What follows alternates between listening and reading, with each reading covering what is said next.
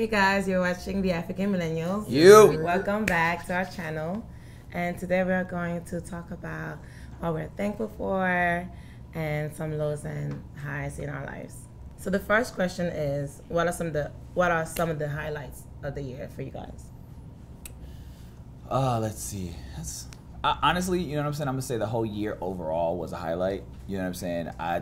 I'm in my 30s now, so dirty 30. Yeah, I'm getting up there. Okay. So it's just like understanding new things, weeding out friends, people, associations, and just like living life. You know what I'm saying? Right. I'm alive, so Amen, that's a highlight for me. You know what I'm saying? That's for sure. I definitely said the same thing. Like for me, seeing another year, being blessed and being alive.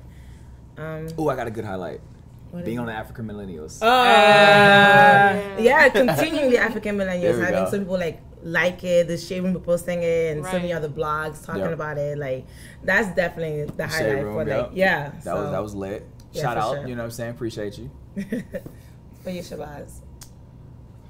I would say this year, I'm just seeing a lot more progression with a passion of mine, like with the entertainment stuff. I've seen a lot of growth, just from last year coming back to the area to build on it. So obviously African Millennials, that was a big step.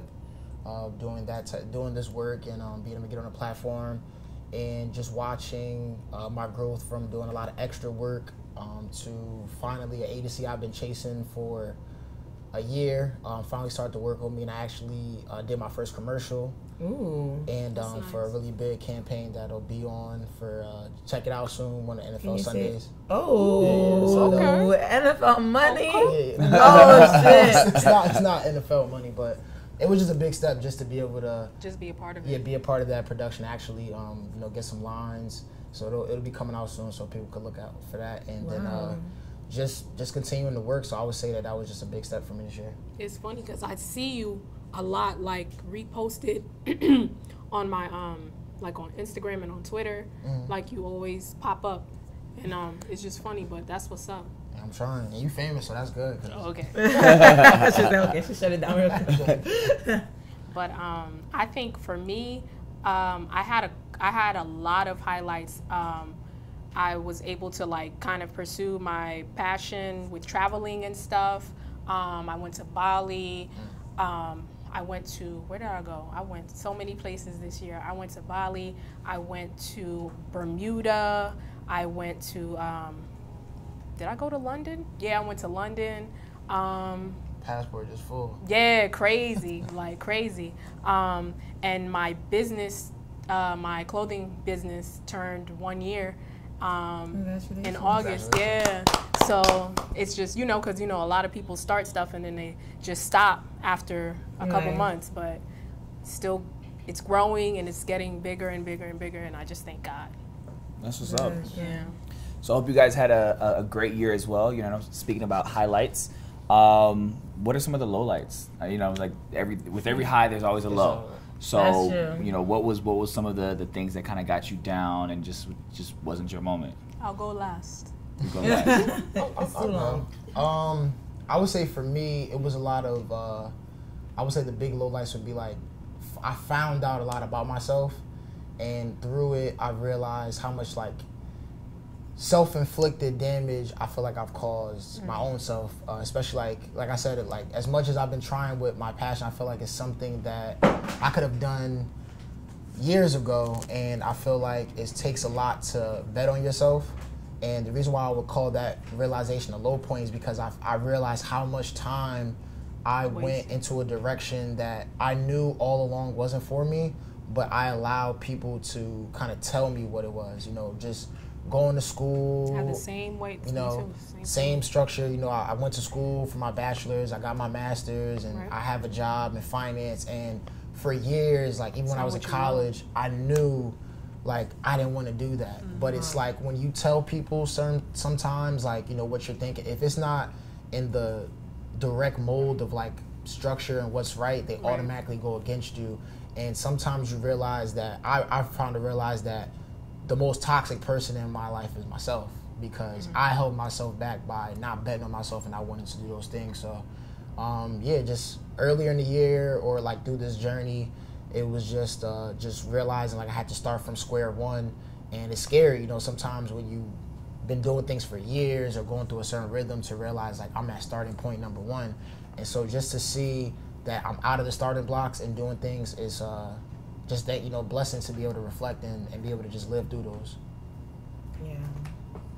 I like really resonate with you because like I feel the same way, like with the whole like social media thing. That's my platform. Like right. I have a huge following on, well, it's not huge, it's not that big, don't. but it's getting there. But when I first started, like everybody was like, oh, all you think about is Instagram, all you think about is Instagram, but they weren't like seeing it what the you were way, seeing. Right, like I'm seeing it as a way of marketing and, you know, just putting myself out there, and in return I'm gonna end up, you know, gaining income from it some way somehow. But they weren't seeing it, and now they're seeing, they're like, oh wow, she, you know, she has a business, you know, she's getting like, you know, like I charge people to post like brands that you work with. Right, you know, so it's like now that it's, you know, financially it's making sense financially, now everyone is jumping on the bandwagon. But it's like you wasn't with me shooting in the gym.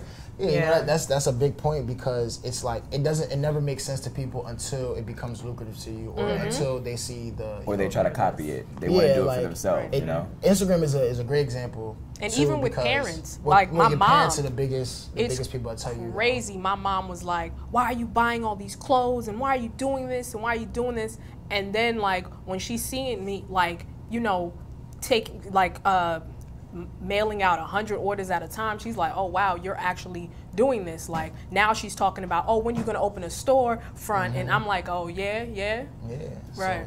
So all it takes is like, you know, to get that win, right? You know, also the belief in yourself. Believe in yourself, you know right? What I'm saying, like that's what it takes. Believing in yourself, no matter what people say, kind of going against the grain, right? That's, you know, I think that's kind of like the underlying story from what I hear. You know what I'm saying? It is. Because if we listen to what friends are sometimes, because sometimes I'm like, I want to give up. Like if you listen to the negatives, if you listen to like the negative thoughts and the negative things people have to say, you're gonna end up quitting, and then you're not gonna, you know, see like that in full of your labor too. Exactly.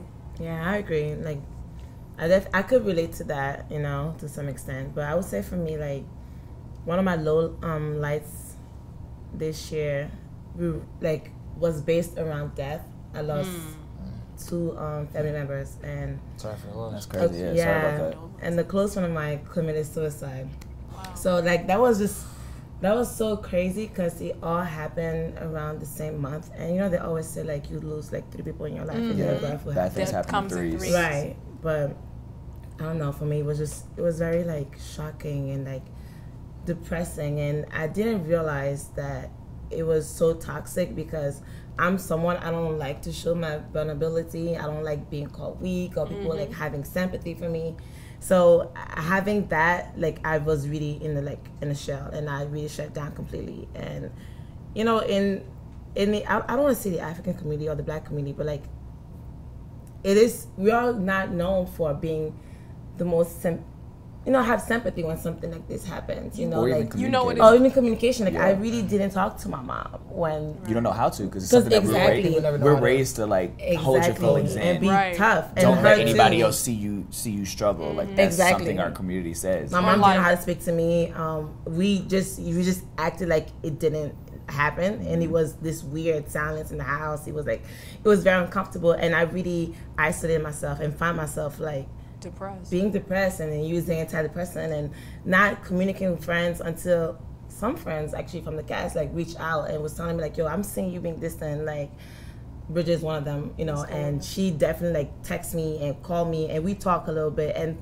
sometimes you feel ashamed to like come out, and it's weird. And you shouldn't, but there's a stigma in the Black community. It is. It's a bad stigma, you know? It is. And she understood, though. She was like, honestly, like, I understand what you're going through. And then it was just good to talk about it. And I'm glad that I did, because it helped me also know about myself and know that I could bounce back and not just be in this dark cloud, you know, moment. Because you have so many bad thoughts, and it's just very negative and toxic, and just it wasn't good. But like, I mean, everything is steps, baby steps. So I'm just taking it day at a time and not like, you know, being too harsh on myself. That's good. You just gotta, I mean, I say from my low point, I mean, it's kind of touching on something similar, not necessarily about death, but definitely depression. At the beginning of the year, for like the first 4 months, I was like in a very deep depression.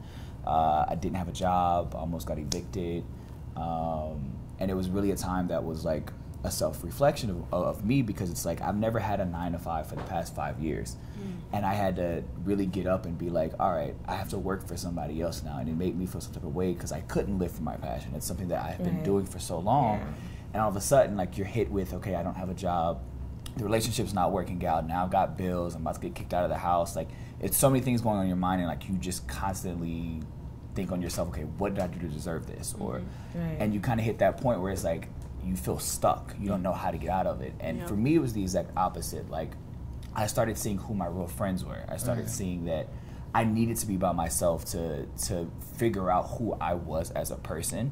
You know what I'm saying? Like, yeah, I have a lot of people that like me on Instagram. You know what I'm saying? There's all these likes, there's all this like false hope, all this falsehood of people being there for yourself and not you really knowing who you are.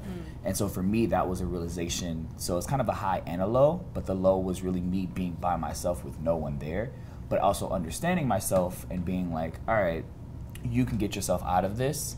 But that was definitely like a realization for me. It was just like looking around and saying, like, you really don't have anyone there. As many likes that you have on Instagram, as many people, you know, call you, what parties are going on. That's the sad reality of it, you know. Like, you can't even count on one hand true friends. Who are your true, like, I had literally few people, like, Kamate was one of them, like, very few people that talked to me and, like, really realized. And at the same time, I don't want to shame or, like, point fingers at the others that didn't. It's just, like, sometimes you caught up in your own life and you don't realize that other people are going through things, you know. So it happens. It's nothing bad. It's just that. But then I also had to reflect on myself, too. Like, am I a good friend to them? Right. So that's exactly. That's what I was going to go. Right. You know, so, like, I mean, it's a part of life, you know. It's part of living, and then. Are you the friend that you hope to have? Exactly. And then it taught me a lot about myself. So now every time I try to at least send a text or like reach out to friends, because you never know. They always say, you know, check on your strong friends because you never know what they might be going through and what they might be dealing with. So what about you, JoJo? Let me fix my hair. I just went through like a really, really, really, really bad breakup. I knew you were gonna say something. I was like, not a man, sis. It was bad. Don't blame everything on men. I'm talking about. Not a man, but go ahead. But it wasn't even like it wasn't even like the actual breakup. It was just like after the aftermath. Yeah, that's where mine stemmed from too. It was just like, what are you doing? Like, there's etiquette, relationship etiquette. You're wilding. But like, your life is so private though. Like, it's not like you post your man on social media so people to know what it was. So it's funny, and people knew. No, nobody knows. Okay, so it's just funny. People want. I mean, but why people want like politeness and like breakups? It's like, you said etiquette. Like, what is the etiquette though? That's what I'm saying. It's if we're not together, it's respect. Like, if you've been with them for so long, it's kind of like, all right, there were feelings there at some point. Right. You know what I'm saying? Like, the way you act after, at least you respect me as a person, whether it didn't work or not. You should still respect me. We spent some of our life together. Exactly. You know what I'm saying? So I feel you on that one. Got you. You took the words right out my mouth. But I mean, at the same time, though, not to go too off topic, but a lot of women's glow ups are the aftermaths of toxic relationships. So you're probably gonna be winning. No, I don't want to have when a y'all toxic relationship. I know, like, y'all was in some bullshit. The relationship itself wasn't that bad. There was just poor communication. Still in love. Oh. Yeah. We're not gonna go down. What we're not gonna do is go down memory lane. We're not gonna go down memory lane. Because if it's a breakup. Was it a good break? I mean, you say it was toxic. It wasn't toxic. I didn't say it was toxic. I mean, a good breakup is like we both mutually. It was mutual. It was a mutual breakup. I'm just saying the aftermath. People go with you, Nanny. No, we Okay, broke up. we diving too bad into like low life. Let's Who can break up with you? Take a deep breath, deep breath. Yeah, let's talk about something a little bit more happy. Like, what are you thankful for? You know, since it's Thanksgiving season, you know, what are you guys thankful for most? The food I'm about to eat. Hello? Whoever is cooking. Are you cooking? I'm not cooking. And I'm not cleaning. Why don't we do an African millennial Thanksgiving? You know what I'm saying? Okay, no, this is the question. What do you guys cook for Thanksgiving? Like, what's a traditional Thanksgiving food for you guys? Jollof. Mm-hmm. That one, that's which one? Staple. You don't know what jollof rice is? Yeah, but which Liberian. Right. So we already don't even fix your mouth, because you know. Where's Francia from?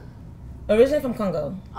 They don't got that shit. Do y'all even have jollof? We don't really have jollof. So what do y'all eat? We love fufu. Oh yeah, that one too. Fufu, jollof, turkey. Look, like in my house, we just cook everything. Yeah, my mom don't really. She's not too big on turkey. I do a lot of like a Liberian soul food type of mix. So I'll have like fried chicken, mac and cheese. Yes, mac and cheese. Ribs with fufu.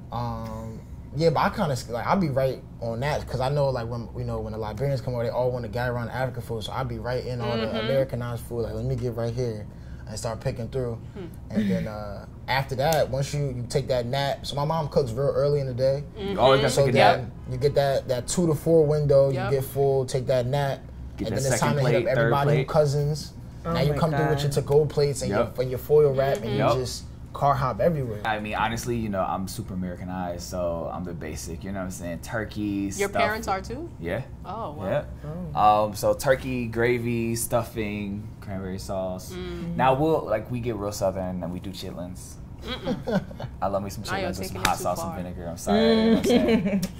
I eat it all. That's good though. I tried it once. Except for the chitlins part. Hot sauce and vinegar. Hot sauce and vinegar. It tastes like chicken. That's unfortunate. Especially Frank's Red Hot. Put this shit on everything. Chitlins is terrible. Amazing. And it smells awful. It does smell awful. Like awful. That's why you have to cook it at somebody else's house. and bring it to your crib. Exactly. Gotcha. Hi, we're the African Millennials, and we wish you a happy Thanksgiving. Thanks for watching, and if you liked this episode, don't forget to subscribe, like, and share. See you next time.